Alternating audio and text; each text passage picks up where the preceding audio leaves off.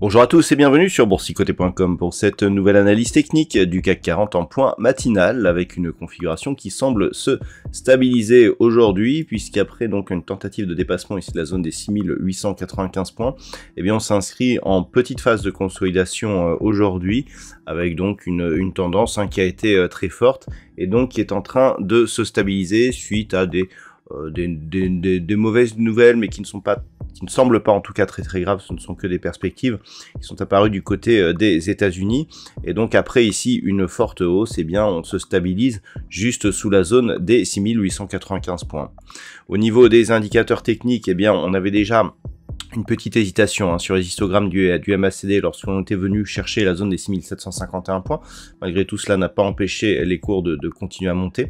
Au niveau du RSI, on était bien rentré ici dans la zone de surachat. Et attention, la configuration ici selon laquelle les histogrammes du MACD sont en train de s'orienter à la baisse avec une sortie ici de la zone de surachat de la part du RSI peut nous donner un signal de consolidation relativement fort. Donc, cette configuration, elle est liée à des rapports qui ont été émis durant la journée et qui a impacté Wall Street. Donc, en réaction, eh bien, on a une petite phase de baisse ici sur les marchés européens. Alors, par rapport à l'intégralité de la dynamique, ce n'est pas très grave. Lorsque l'on regarde ici ce qui se passe au niveau des retracements de Fibonacci, on voit que l'on n'est même pas ici sur le retracement à 23,6% et que on est toujours dans une dynamique haussière forte. À noter d'ailleurs que ces retracements de Fibonacci nous donnent des niveaux intéressants, à savoir le 23,6 ici se situe sur la zone de point haut que nous avions eu le 13 décembre. On est à 6823,10 ici, on est à 6821,13 sur le premier retracement, ce qui nous donne quasiment le même niveau. On a un retracement à 38,2% qui est majeur, qui se trouve sur un niveau très proche de la zone ici des 6751 points puisque le Fibo se situe à 6754,75. Et on a un retracement donc 50 qui n'est pas, je le rappelle, un retracement à Fibonacci, donc la moitié ici dans une zone dont on va reparler. La zone de retracement à 61,8% se trouve sur une zone ici à 6647, très proche d'un niveau déjà identifié à 6150. Donc c'est toujours intéressant lorsqu'on a des Fibos qui se retrouvent ici sur des niveaux déjà identifiés, eh bien de voir justement quelle sera la réaction sur ces niveaux s'ils sont attaqués. Toujours est-il que par rapport à ces Fibonacci, on renforce avec la configuration graphique, à savoir que sur rupture ici des 6821,13, eh bien on a un signal de consolidation. Pour l'instant, on a juste un signal de neutralisation. Donc sur une rupture de cette zone, consolidation. Consolidation donc avec comme premier objectif un retour ici sur la zone majeure des 6751, comprendre proche ici 6754,75 sur le deuxième retracement de Fibonacci.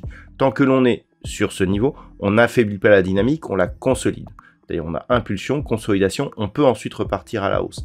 Par contre, en cas de rupture de cette zone, il y aurait donc cassure d'une précédente résistance qui aurait pu devenir support, donc cassure d'une zone horizontale, affaiblissement, rupture du retracement à 38,2% de Fibonacci, affaiblissement de la dynamique, et cassure de la moyenne mobile 20 exponentielle, là aussi, affaiblissement. Donc clairement, par rapport à tous ces éléments qui se complètent, eh bien, on a ici impulsion, temporisation ici jusqu'à 6820 grossièrement, cassure et donc consolidation jusqu'à 6750. En dessous, eh bien, on commencera à affaiblir la dynamique. Au niveau du palmarès des valeurs, eh bien, on a des titres qui parviennent à tirer leur épingle du jeu.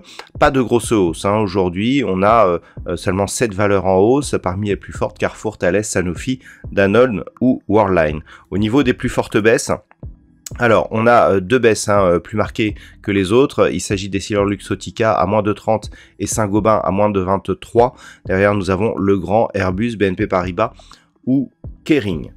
Voilà, donc les niveaux qu'il faut observer pour aujourd'hui d'un point de vue macroéconomique. Alors, la journée sera encore assez peu chargée. pas de statistiques majeures ce matin. Cet après-midi à 15h, nous avons une intervention prévue du président de la Fed, Jérôme Powell. Et puis à 18h, nous avons les perspectives de l'énergie à court terme définies par l'EIA. Donc normalement, aucun élément qui devrait nous amener une forte volatilité dans la journée. On reste toutefois vigilant sur des news inattendues. Voilà donc ce que l'on peut dire pour aujourd'hui. Je vous souhaite une bonne séance. On se retrouve dès ce soir pour toutes les autres analyses techniques du site boursicoté.com.